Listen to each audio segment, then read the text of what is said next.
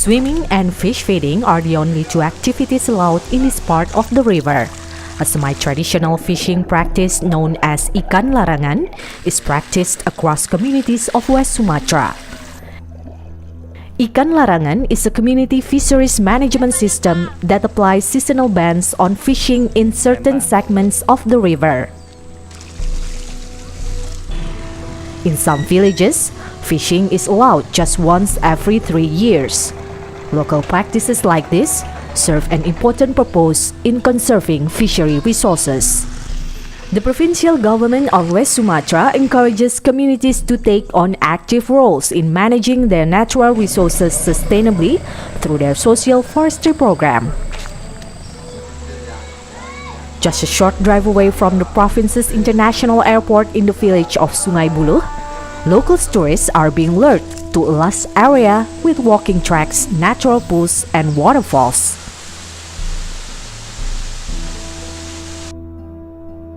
Indonesia's Ministry of Environment and Forestry granted custodianship of more than 1,300 hectares of land to local communities in Sungai Buloh in 2013. Setelah kita mengadakan menghidupkan ekowisata, sekarang masyarakat itu sangat bersyukur kampungnya ini sudah dikunjungi oleh orang. Ya, dari pemuda ini biasanya dia bekerja hanya nongkrong-nongkrong di kedai-kedai. Nah, kita fokuskan dengan ekowisata supaya dia itu bisa bekerja dengan baik. Kita jadikan dia pemandu, kita buat itu seperti pelatihan membuat anyaman gitu. Jadi pemuda itu fokus dengan situ. Since then, efforts to develop ecotourism are popping up in the area. The social forestry program has also ended water usage conflict. Companies that use water sourced from Sungai Buloh now already contributed to Sungai Buloh development. Community-based forest management is also benefiting locals in Indudur village. Every household is responsible for planting 1.5 hectares of land with non-timber forest products such as cacao, candlenut, or clove. Village authorities provide farming equipment as incentives to reward households that produce the most crops. There are also mutually agreed disincentives for households that do not actively participate. Di akhir 2007 kami mencoba membuat suatu peraturan desa tentang pengelolaan lahan kering di nagari kami. Setelah kami melahirkan perdes ini dalam rangka meningkatkan ekonomi masyarakat yang kami awasi setiap tahun. Jadi memang telah merubah pola ekonomi masyarakat di sini, itu telah turun 75% kemiskinan di daerah kami. Nagari Sungai Buloh and Indudur exemplify how local communities can sustainably manage natural resources for their benefits. Because local communities have traditionally been dependent on forests for their livelihood, they are key to protection and conservation efforts.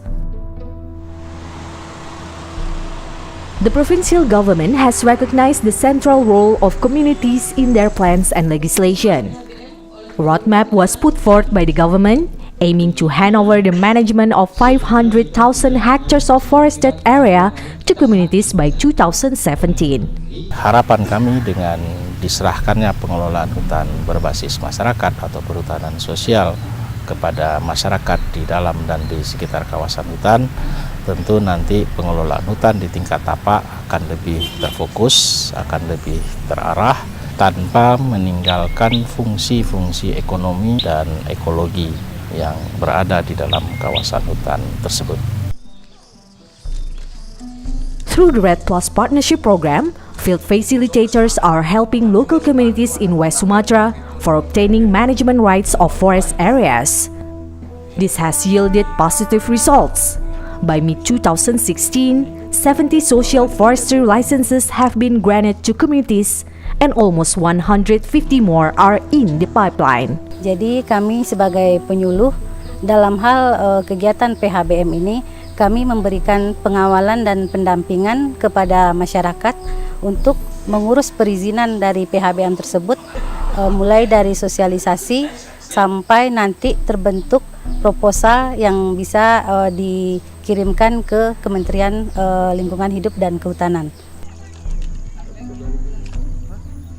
Facilitators are engaged in the long term.